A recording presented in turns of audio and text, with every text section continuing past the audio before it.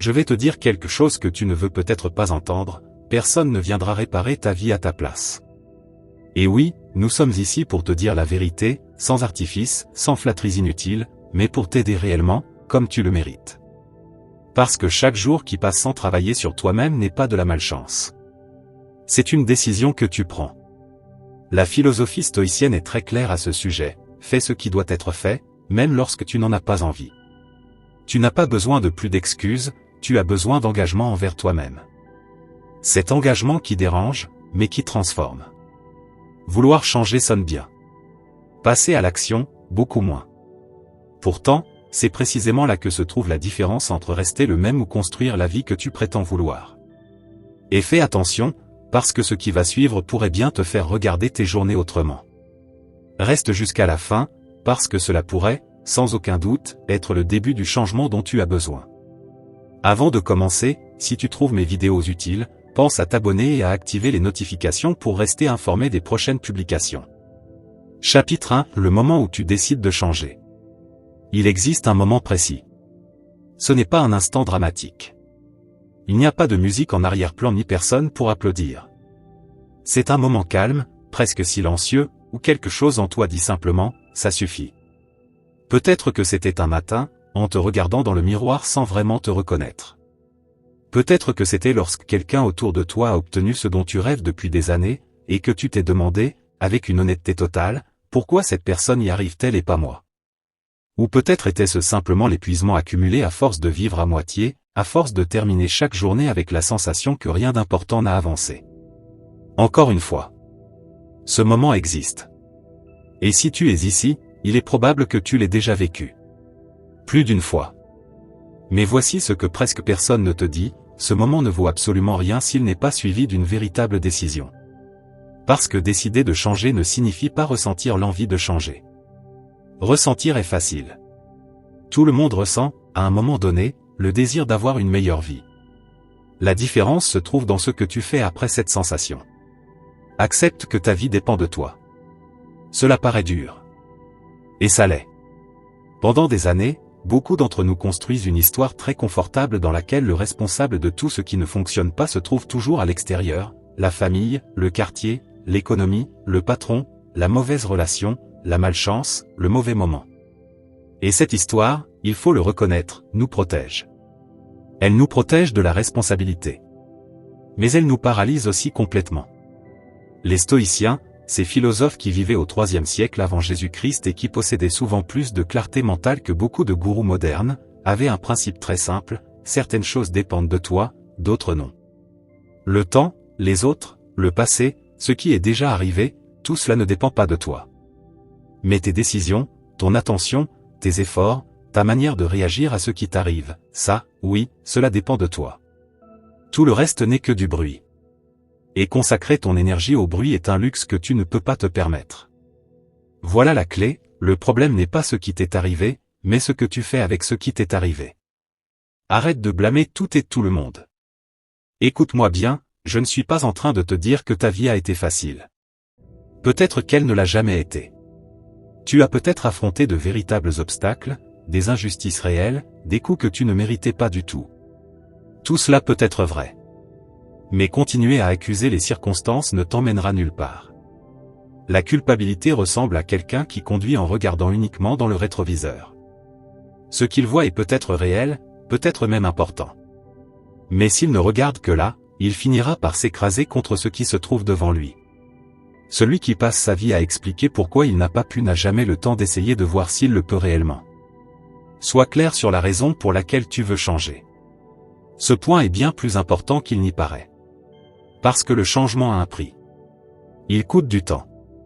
Il coûte de l'énergie. Il coûte de l'inconfort. Il apporte des moments où tu voudras abandonner, où la fatigue sera là, tout prêt, à te promettre du repos. Et lorsque ces moments arriveront, parce qu'ils arriveront, la seule chose qui te maintiendra debout sera de savoir pourquoi tu fais tout cela. Pas pour impressionner les autres. Pas pour prouver quelque chose à ceux qui ont douté de toi, même si cela peut aussi devenir une motivation. Mais cette motivation-là s'épuise vite. Tu as besoin d'une raison plus profonde, plus personnelle, plus authentique. Une raison qui reste présente lorsqu'il n'y a personne pour regarder, lorsqu'il n'y a aucun applaudissement, lorsque les résultats mettent beaucoup plus de temps à arriver que prévu. Écris-la si nécessaire. Place-la quelque part où tu pourras la voir chaque jour. Et quand tu commenceras à faiblir, parce que cela arrivera aussi, relis-la. Prends ton engagement au sérieux. Voici maintenant le véritable moment de vérité. Il existe deux types de personnes, celles qui disent qu'elles vont changer, et celles qui changent réellement. La différence entre les deux n'est ni le talent, ni la chance, ni les circonstances favorables. La différence, c'est l'engagement. Un engagement réel. Pas des paroles en l'air. Le genre d'engagement qui ne négocie pas avec les excuses et qui ne pose pas de conditions. Prendre ton engagement au sérieux signifie que lorsque tu n'as pas envie, tu agis quand même. Cela signifie que lorsque la semaine devient compliquée et que ton emploi du temps explose, tu trouves malgré tout un moyen de continuer. Cela signifie que tu ne te détruis pas mentalement pour les mauvais jours, mais que tu ne les utilises pas non plus comme excuse pour tout abandonner. Changer n'est pas un événement. Ce n'est pas un lundi spécial ni le premier jour d'une nouvelle année. C'est un processus qui commence maintenant, avec ce que tu as, depuis l'endroit où tu te trouves actuellement. Celui qui décide vraiment n'attend pas le moment parfait. Il le crée. Et si ton pourquoi est désormais clair, si tu as réellement décidé que cette fois est différente, alors l'étape suivante consiste à connaître le terrain sur lequel tu vas travailler. Parce que tu peux avoir toute la motivation du monde, mais si tu ne sais pas qui tu es réellement, si tu ne vois pas clairement ce qui joue en ta faveur et ce qui joue contre toi, alors tu avanceras à l'aveugle. Et cela porte un nom, l'effort gaspillé. Ce qui vient maintenant risque de te mettre mal à l'aise. Mais c'est aussi absolument nécessaire. Chapitre 2, apprends à vraiment te connaître. Il existe une phrase tellement répétée qu'on finit presque par ne plus l'entendre, connais-toi toi-même. On attribue cette maxime à Socrate. Elle fut gravée dans la pierre au temple de Delphes il y a plus de 2000 ans. Depuis, philosophes, coachs, livres de développement personnel et grands-parents pleins de sagesse n'ont cessé de la répéter. Et si nous la répétons autant, c'est précisément parce que nous la pratiquons si peu. Se connaître réellement, ce n'est pas savoir quel type de café tu préfères ou quel est ton film favori. Se connaître réellement, c'est avoir une image honnête de soi-même, sans filtre, sans excès d'autocritique et sans ego démesuré. C'est savoir qui tu es vraiment. Ce que tu possèdes. Ce qui te manque. Ce qui te pousse à avancer. Ce qui te freine. Et il faut l'admettre, cela fait un peu mal. Parce que l'image que nous avons de nous-mêmes correspond rarement à 100% à la réalité. Découvre ce dans quoi tu es bon. Nous avons tous quelque chose. Absolument tous.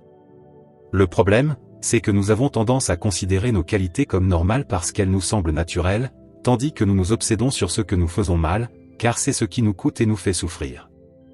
C'est comme posséder un magnifique jardin avec une petite zone envahie de mauvaises herbes, et passer toute la journée à ne regarder que cette partie-là. Dans quoi es-tu naturellement bon? Est-ce que tu sais facilement créer du lien avec les autres? As-tu une capacité particulière à résoudre des problèmes? Es-tu constant lorsque tu te fixes un objectif? Apprends-tu rapidement? Es-tu doué pour écouter, organiser, créer, expliquer ou diriger discrètement sans chercher l'attention? N'attends pas que quelqu'un te remette un certificat officiel pour reconnaître tes forces. Observe-toi. Souviens-toi des activités dans lesquelles le temps passe vite, de celles qui ne te demandent presque aucun effort pour commencer, de celles qui continuent à t'attirer même dans les périodes difficiles. C'est souvent là que se cache ta véritable force. Identifie ce qui te freine. C'est ici que la philosophie stoïcienne devient particulièrement utile. Les stoïciens pratiquaient ce qu'ils appelaient la premeditatio malorum, c'est-à-dire l'anticipation des obstacles avant qu'ils n'apparaissent. Non pas pour vivre dans l'angoisse, mais pour ne pas être surpris lorsque les difficultés arrivent. Être prêt. Avoir déjà réfléchi à une réponse. Quel est ton obstacle habituel? La procrastination? La peur du jugement des autres? Le manque d'énergie? La tendance à commencer beaucoup de choses avec enthousiasme sans jamais les terminer? Le besoin que tout soit parfait avant de passer à l'action? Ce perfectionnisme qui finit par te paralyser. Identifie-le. Prononce même son nom à voix haute si nécessaire. Parce que ce que tu refuses de voir, tu ne peux pas le changer. Et dès que tu arrives à le regarder en face, même si cela est inconfortable, tu commences déjà à lui retirer une partie de son pouvoir. Analyse tes habitudes actuelles. Nous sommes en grande partie le résultat de ce que nous faisons chaque jour. Pas de ce que nous pensons faire. Pas de ce que nous aimerions faire. Pas de ce que nous racontons aux autres. Mais de ce que nous faisons réellement. Et beaucoup de nos habitudes sont automatiques, invisibles, comme le pilote automatique d'un avion qui suit la même trajectoire depuis des années sans que personne ne l'ait remise en question. Pendant quelques jours, observe-toi sans trop te juger. À quoi consacres-tu vraiment ton temps? Que fais-tu de tes premières heures de la journée? Où part réellement ton temps libre? Combien de tes actions quotidiennes te rapprochent de la personne que tu veux devenir?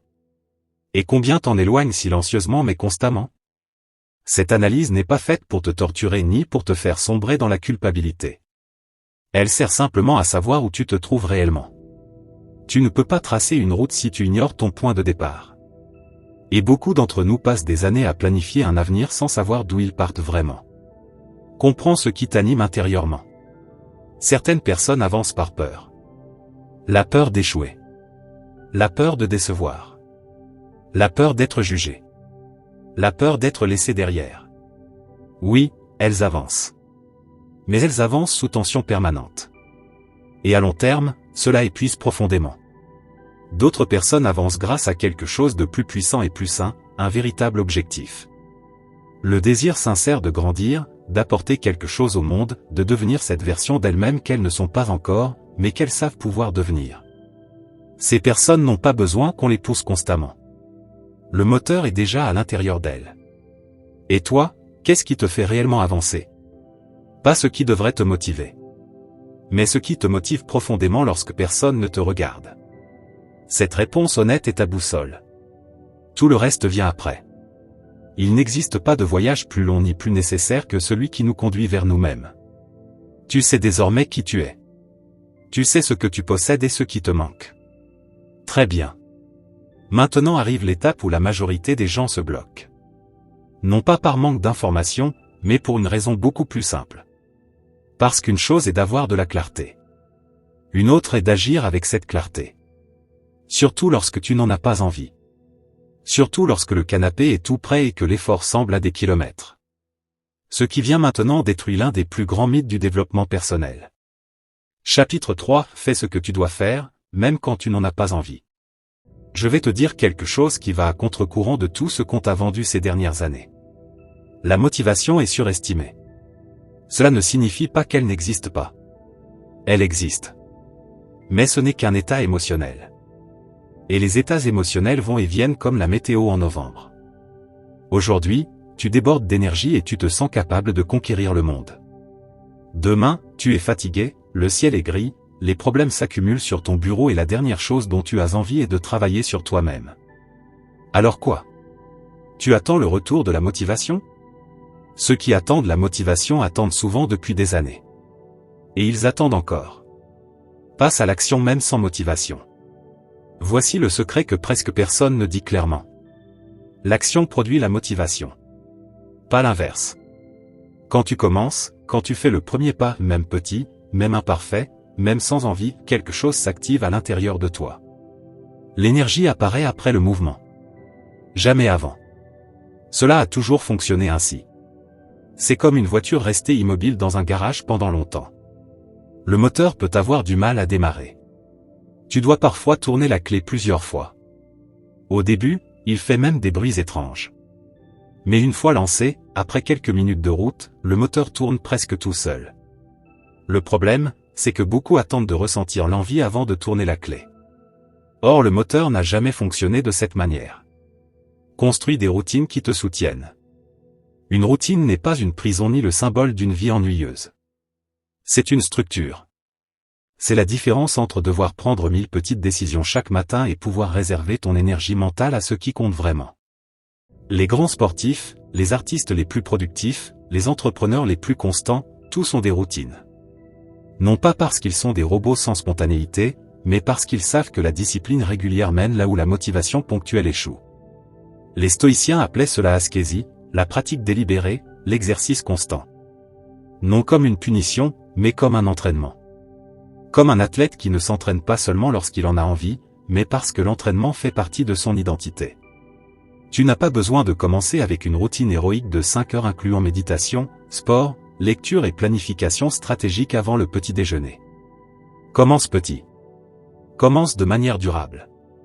20 ou 30 minutes par jour consacrées à quelque chose qui te rapproche de la personne que tu veux devenir. Chaque jour. Sans négocier avec les excuses. Arrête de tout repousser. La procrastination n'est pas de la paresse. Beaucoup le croient, et c'est pour cela qu'ils se punissent avec la culpabilité. Mais la culpabilité n'aide pas. Dans la plupart des cas, la procrastination est une peur déguisée. La peur d'échouer. La peur de mal faire. La peur de commencer sans être parfait. La peur de l'effort durable. La peur de ne pas être à la hauteur. Et le remède n'est pas la culpabilité. Le remède, c'est l'action imparfaite et immédiate. Une action imparfaite réalisée aujourd'hui vaut infiniment plus qu'une perfection repoussée indéfiniment. Une seule page écrite, même médiocre, vaut plus qu'un roman parfait qui reste dans ta tête depuis 3 ans. Un projet lancé maladroitement vaut plus qu'un plan parfait enfermé dans un tiroir. Le moment idéal n'existe pas. Le moment, c'est maintenant. Pense davantage au futur qu'au confort immédiat. Le cerveau humain est programmé pour rechercher le court terme. Le plaisir immédiat. Le soulagement instantané. Le confort d'aujourd'hui plutôt que l'investissement de demain. Voilà pourquoi il est si facile de choisir le canapé plutôt que l'entraînement, la distraction plutôt que la concentration, le « je le ferai demain » plutôt que l'action difficile d'aujourd'hui. Mais tu n'es pas uniquement ton cerveau primitif. Tu peux t'entraîner à regarder plus loin. Avant chaque décision importante, pose-toi cette question. Est-ce que cela me rapproche ou m'éloigne de la personne que je veux devenir? Utilisée avec honnêteté et régularité, cette question transforme les décisions. Et les décisions accumulées transforment des vies entières. La discipline consiste à choisir, encore et encore, entre ce que tu veux maintenant, et ce que tu veux le plus. Tu agis désormais même lorsque tu n'en as pas envie.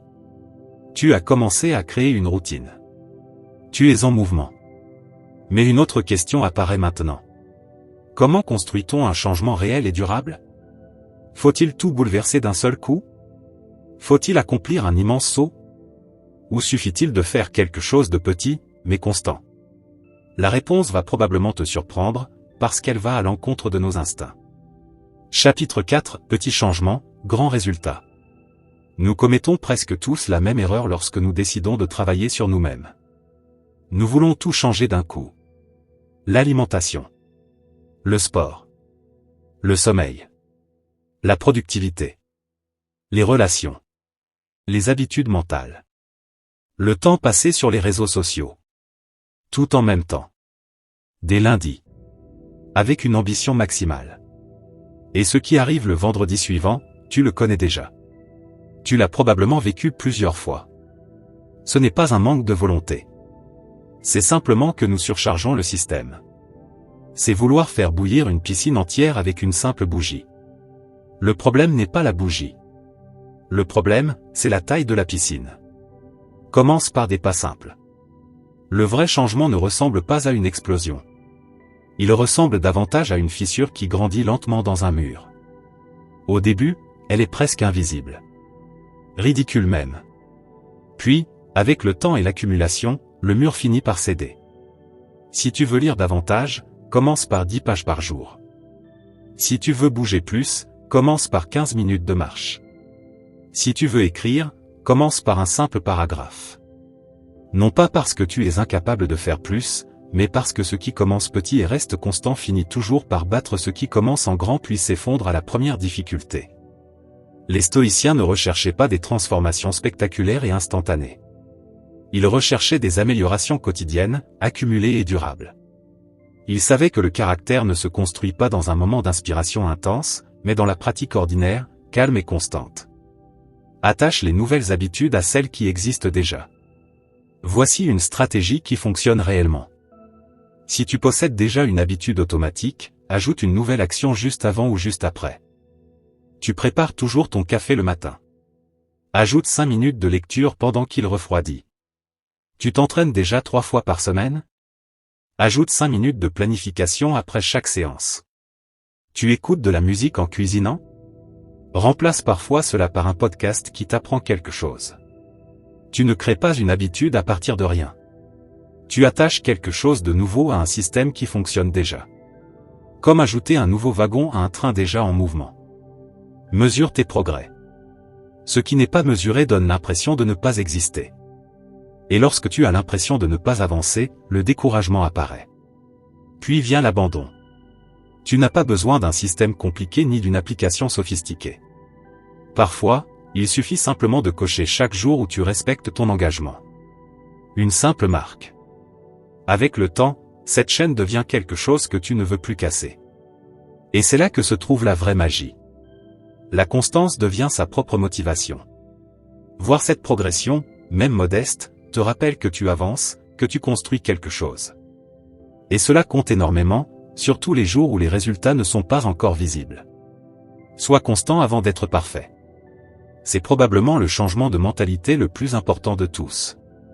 Parce que le perfectionnisme est un ennemi déguisé en allié. Il donne l'impression de vouloir le meilleur pour toi, alors qu'en réalité il te paralyse. Il place la barre si haut que tu préfères ne rien tenter plutôt que risquer un résultat imparfait. Une mauvaise journée ne détruit pas un processus. Un faux pas ne détruit pas un chemin.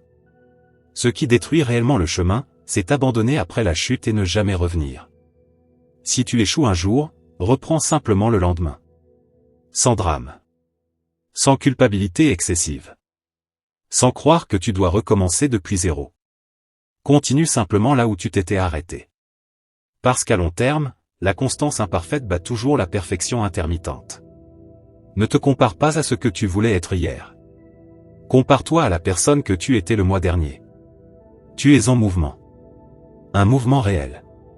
Constant. Humain. Et maintenant vient une question qui finit toujours par apparaître. Que se passe-t-il lorsque tu te trompes? Lorsque le plan échoue? Lorsque tu fais des erreurs évidentes? Lorsque tu as l'impression de reculer au lieu d'avancer? Parce que cela arrivera. Pas comme une possibilité. Comme une certitude. Et ce que tu feras à ce moment précis déterminera souvent si tu continues, ou si tu restes paralysé. Chapitre 5. Apprends, améliore-toi, recommence. Il existe deux façons de voir l'erreur. La première consiste à croire qu'elle prouve que tu n'es pas fait pour cela, que tu n'as pas les capacités nécessaires, que tous ceux qui doutaient de toi avaient raison. Cette vision est destructrice. Et totalement inutile. La seconde consiste à voir l'erreur comme une information. Comme des données utiles. Comme une carte qui t'indique où ajuster ton chemin. Et c'est cette manière de penser qu'utilisent les personnes qui finissent réellement par accomplir quelque chose dans leur vie. Considère les erreurs comme une partie du processus. Chaque grand artisan possède un atelier rempli d'œuvres ratées que personne ne verra jamais. Chaque écrivain ayant publié un livre remarquable possède des tiroirs remplis de brouillons médiocres. Chaque athlète qui atteint un haut niveau possède une longue histoire d'entraînement raté et de journées difficiles. L'erreur n'est pas l'opposé du succès. Elle est le chemin qui y conduit. Marc Aurèle, l'un des plus grands représentants du stoïcisme, écrivait dans ses méditations personnelles sur ses propres faiblesses, ses impulsions mal maîtrisées et ses moments de faiblesse. Il ne le faisait pas pour se condamner, mais pour apprendre et devenir meilleur le lendemain. L'homme le plus puissant du monde connu se considérait lui-même comme un étudiant permanent. Et il y a quelque chose de profondément humain et incroyablement sage dans cette attitude. Adapte-toi sans abandonner. S'adapter ne signifie pas abandonner. Il faut être très clair là-dessus. Abandonner, c'est renoncer à un objectif parce qu'il devient trop difficile. S'adapter, c'est changer de méthode lorsque celle que tu utilises ne fonctionne pas. Si tu fais exactement la même chose depuis des mois sans résultat, modifier ton approche n'est pas une faiblesse. C'est de l'intelligence pratique. C'est la différence entre un capitaine qui continue droit vers les récifs parce que c'était le plan initial, et celui qui ajuste sa trajectoire pour atteindre la destination autrement. Les plans sont utiles. Mais la réalité a toujours son mot à dire. Écoute-la sans résistance. Sors de ta zone de confort. La zone de confort est cet endroit où tout semble familier, prévisible et maîtrisable. Et il y a quelque chose de rassurant là-dedans. Peu de stress. Peu d'incertitude. Tout semble sous contrôle. Le seul problème, c'est qu'aucune croissance n'y n'est réellement. La croissance apparaît toujours dans l'inconfort.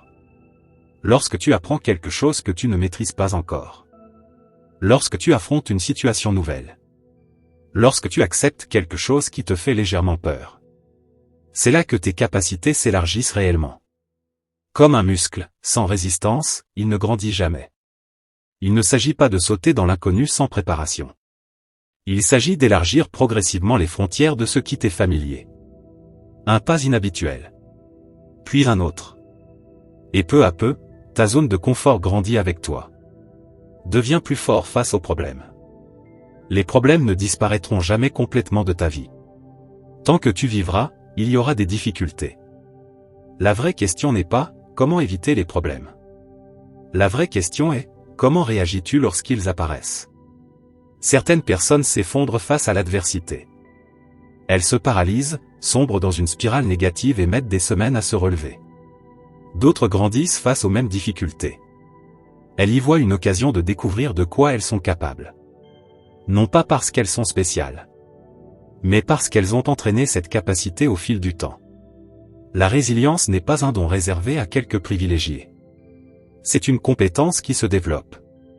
Chaque difficulté traversée sans te briser te rend plus solide pour la suivante. Celui qui apprend après chaque chute n'est pas simplement en train de tomber. Il est en train de s'entraîner. Tu grandis. Tu apprends de tes erreurs. Tu deviens plus fort. Mais il existe quelque chose qui peut saboter silencieusement tous ces progrès sans même que tu t'en rendes compte. Quelque chose qui paraît innocent. Quelque chose qui porte même un joli nom. Le temps libre. Parce que le temps ne disparaît jamais tout seul.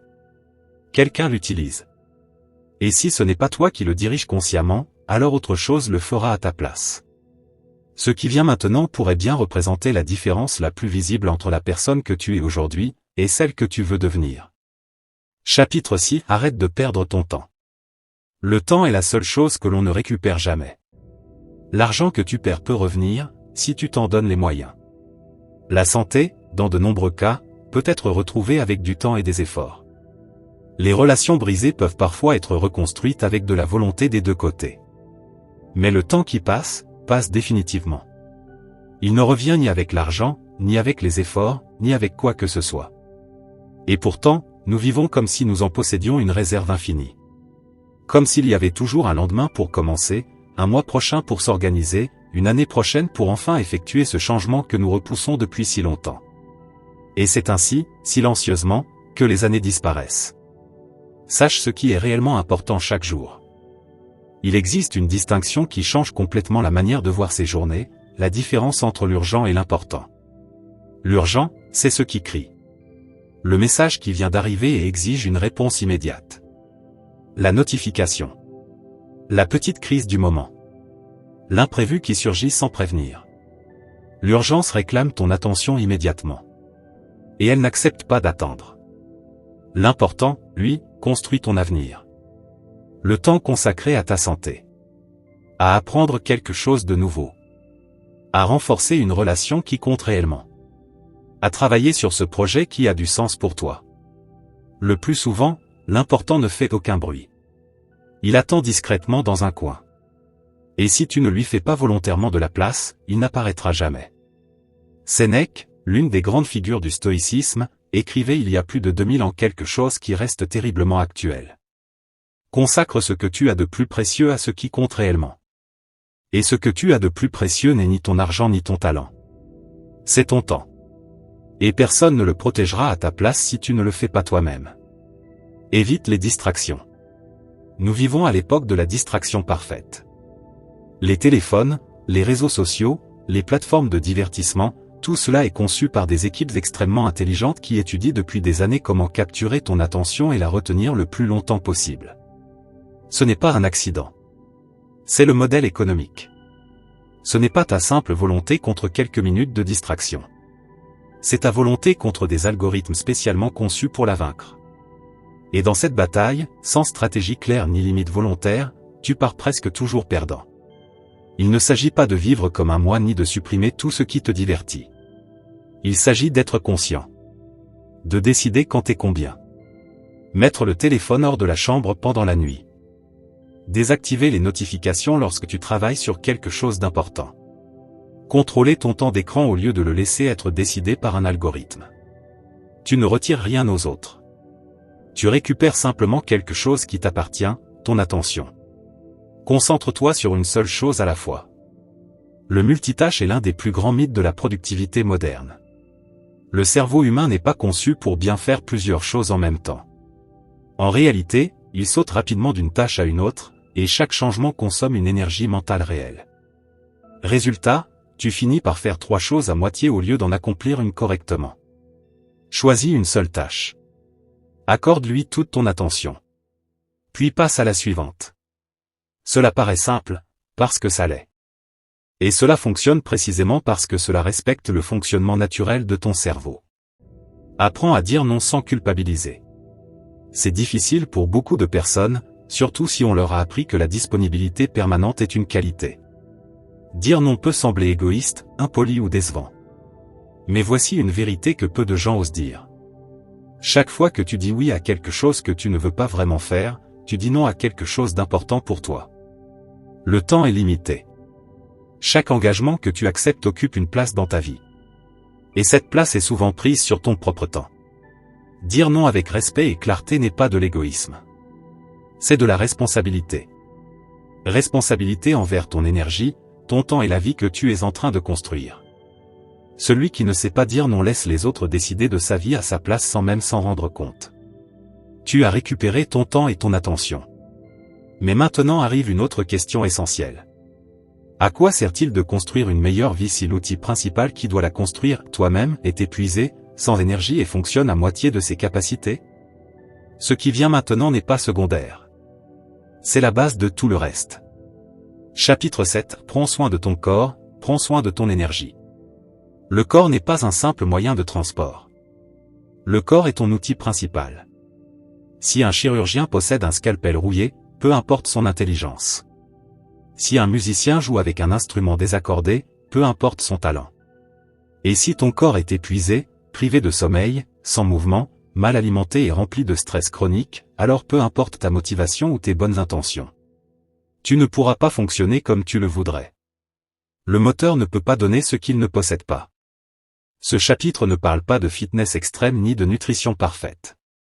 Il parle simplement d'honnêteté. Bouge chaque jour. Tu n'as pas besoin de t'entraîner comme un athlète professionnel ni de payer un abonnement à une salle que tu n'utilises jamais. Tu as simplement besoin de bouger. Le corps humain est conçu pour le mouvement. Et lorsqu'il reste immobile trop longtemps, tout le reste se détériore, l'humeur, la concentration, l'énergie, le sommeil et même la capacité à prendre des décisions. 30 minutes de marche à un rythme modéré modifient réellement la chimie du cerveau. Elles réduisent le cortisol, l'hormone du stress. Elles augmentent la dopamine et la sérotonine. Elles améliorent la mémoire et la clarté mentale. Et tout cela gratuitement, sans ordonnance et sans effet secondaire. Le mouvement n'est pas une récompense que tu t'accordes lorsque tu as du temps. C'est un besoin physiologique fondamental, aussi essentiel que boire de l'eau. Traite-le comme tel. Dors correctement. Le sommeil est probablement l'élément le plus sous-estimé de la productivité moderne. Dans certains milieux, dormir peu est devenu une sorte de médaille d'honneur. Je suis très productif. 5 heures me suffisent. Comme si sacrifier le sommeil était une preuve de force.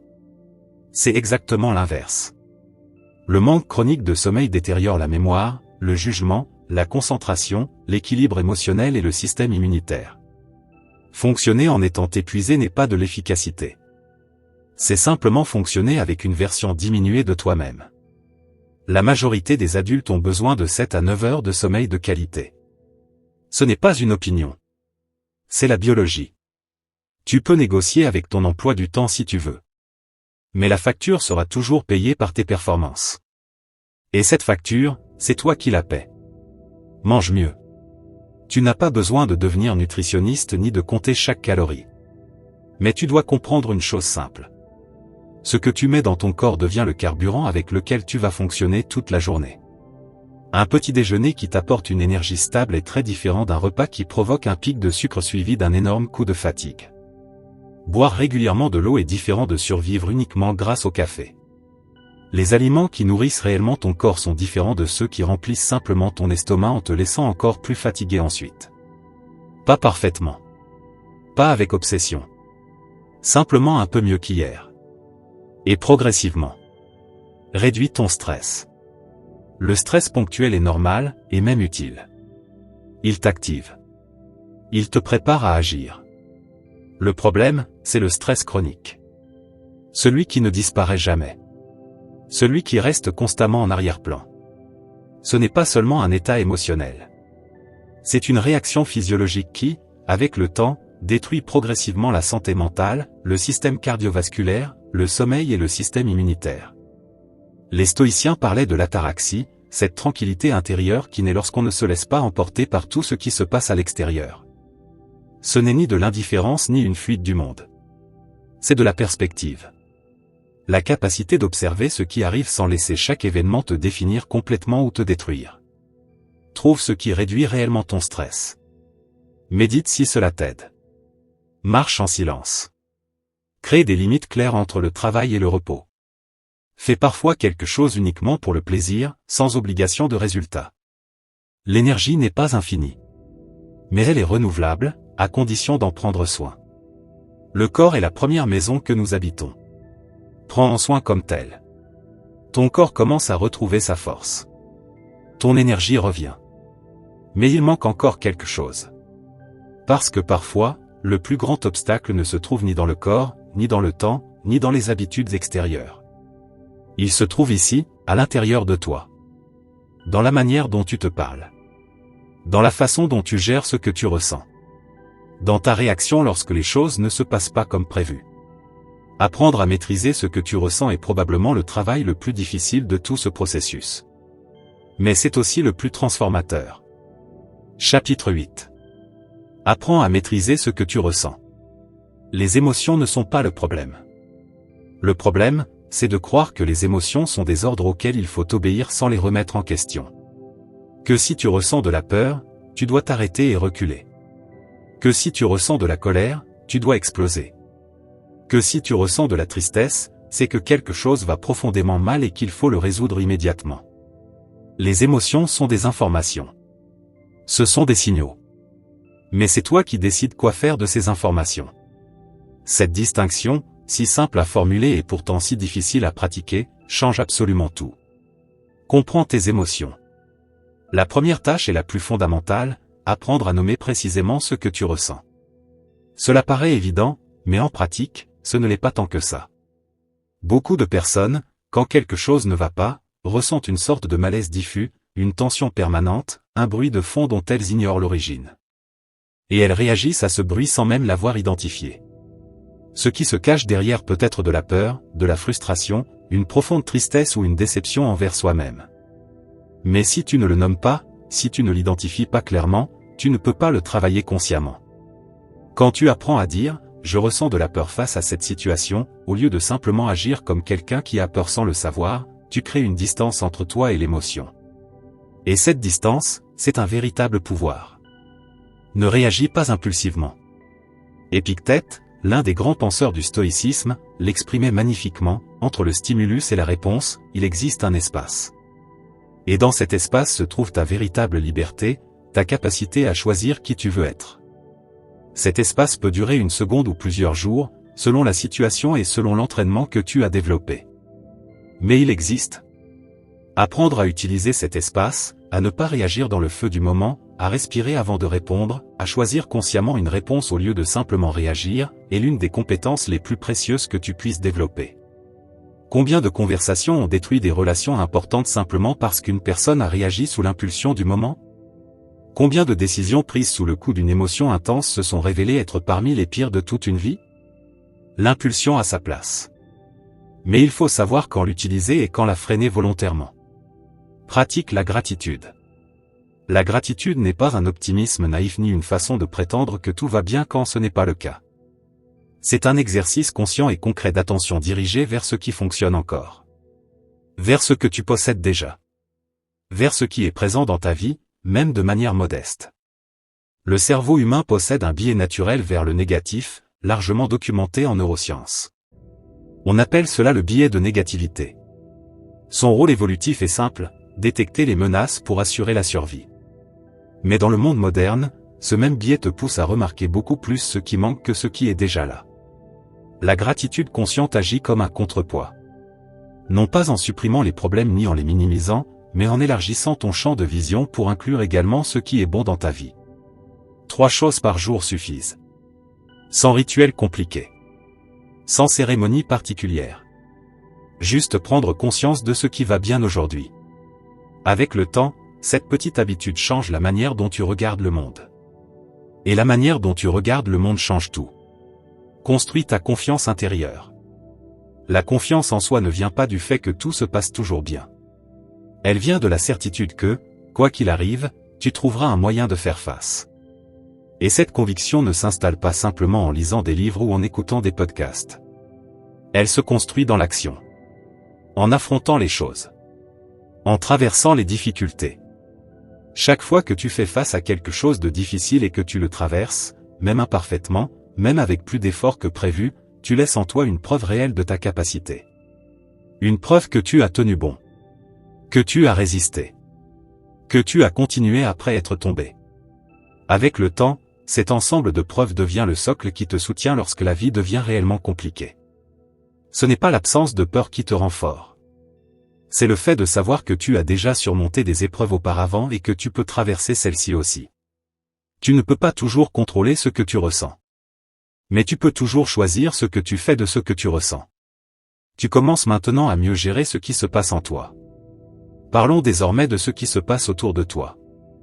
Parce que ton environnement, les personnes avec lesquelles tu passes du temps, les conversations que tu as chaque jour et celles que tu évites, tout cela te façonne bien plus que tu ne veux l'admettre. Et il y a une vérité que les personnes qui construisent une belle vie comprennent très bien, tandis que celles qui stagnent ont tendance à ignorer, ton entourage influence profondément ton destin.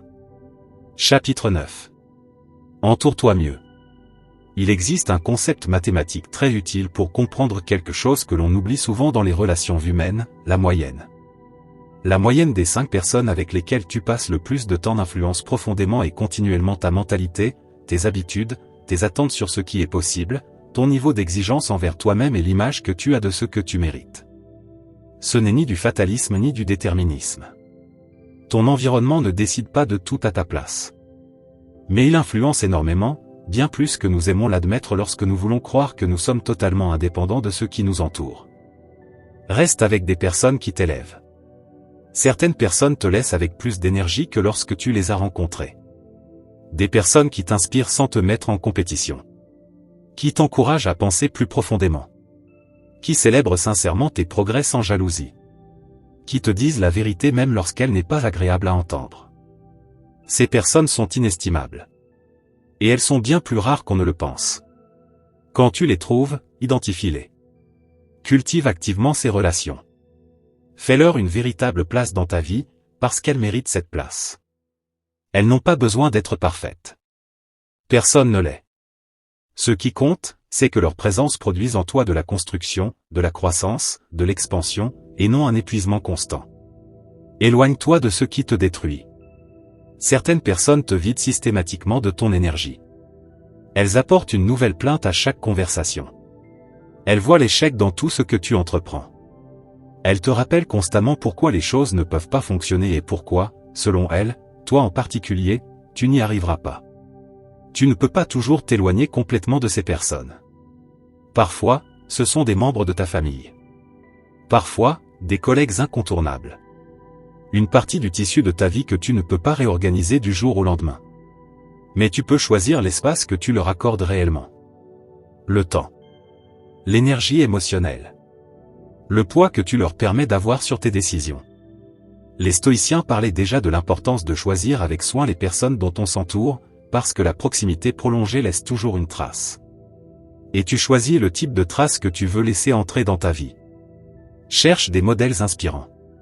Tu n'as pas besoin de connaître quelqu'un personnellement pour être profondément inspiré par lui. Les livres, les biographies, les témoignages de personnes qui ont construit quelque chose de précieux avec peu de moyens sont des ressources extraordinaires, souvent sous-estimées. Cherche des personnes qui ont déjà parcouru le chemin que tu veux emprunter, même dans des domaines différents du tien. Étudie leur manière de penser. Observe ce qu'elles ont fait lorsqu'elles ont vraiment échoué. Analyse les décisions qu'elles ont prises lorsque personne ne les regardait et qu'elles auraient pu choisir la facilité. Non pas pour les copier ou les idolâtrer, mais pour comprendre concrètement que ce que tu veux accomplir est possible. Parfois, la seule chose dont tu as besoin pour croire qu'un objectif est atteignable, c'est de voir quelqu'un d'autre l'avoir atteint dans des conditions similaires aux tiennes. Apporte-toi aussi quelque chose aux autres. Cette dynamique fonctionne dans les deux sens, et cet aspect est souvent oublié.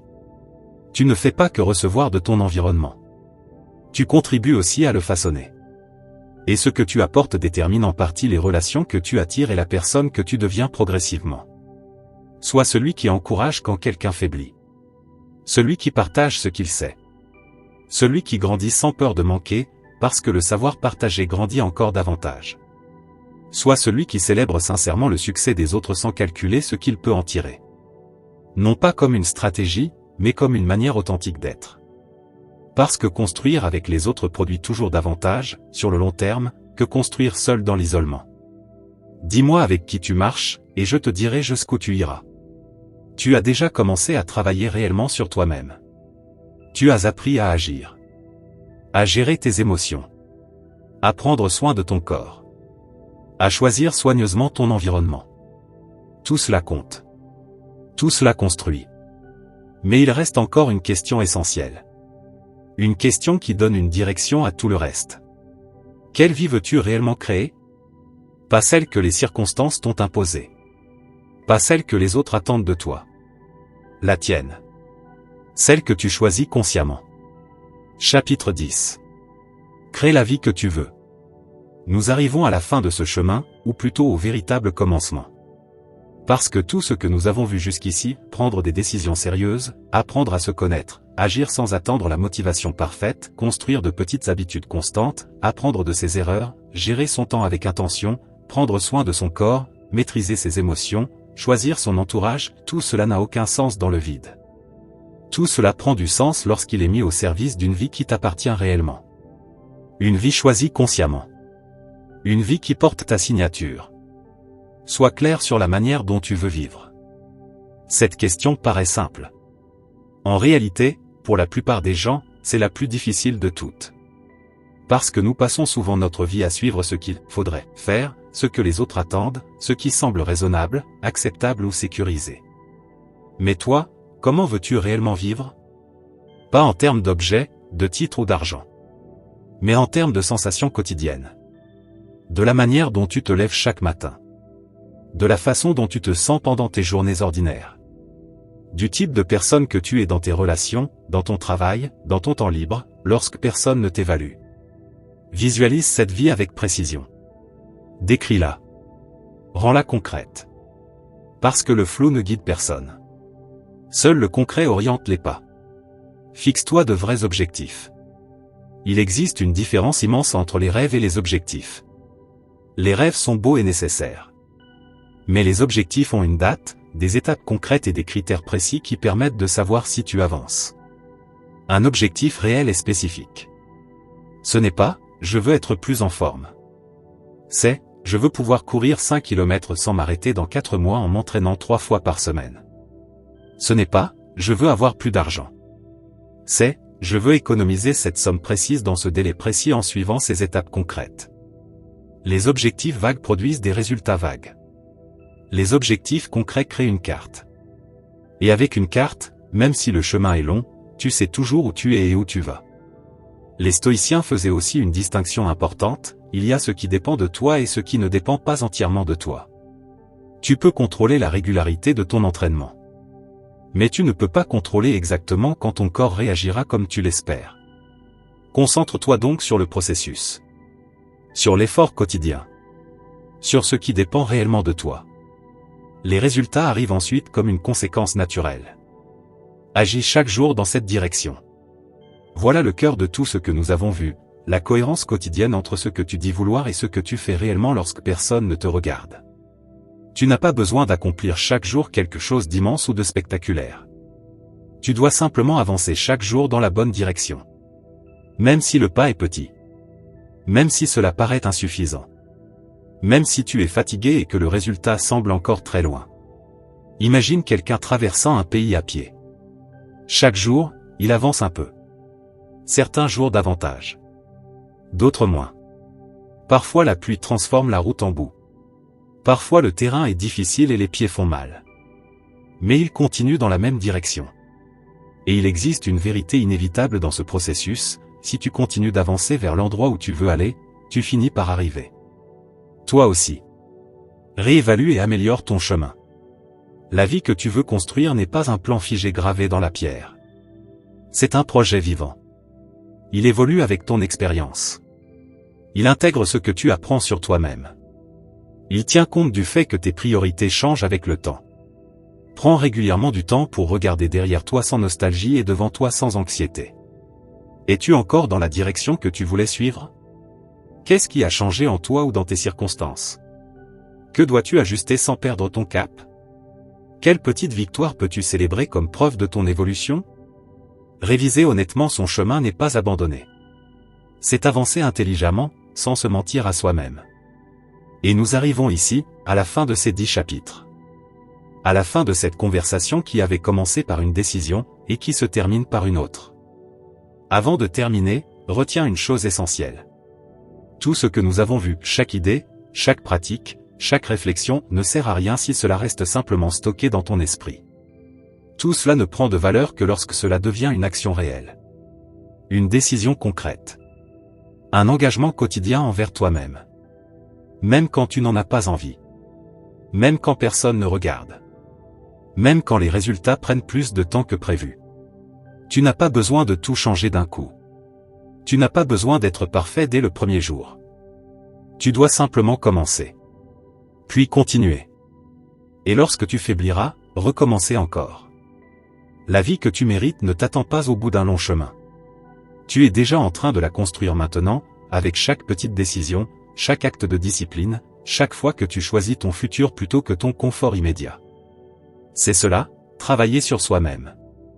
Et avec le temps, cela change absolument tout. N'attends pas d'avoir la vie que tu veux pour commencer à la construire. Commence aujourd'hui, avec ce que tu as et depuis l'endroit où tu es. Le reste viendra ensuite. Si tu es arrivé jusqu'ici, écris dans les commentaires, on ne vit qu'une seule fois. Et si ce contenu t'a aidé, abonne-toi, active les notifications et laisse un commentaire afin que YouTube comprenne que ces vidéos sont utiles à des personnes comme toi. Cela nous encourage à continuer à créer du contenu similaire à l'avenir. Merci sincèrement pour ton temps et ton soutien. À bientôt pour notre prochaine aventure.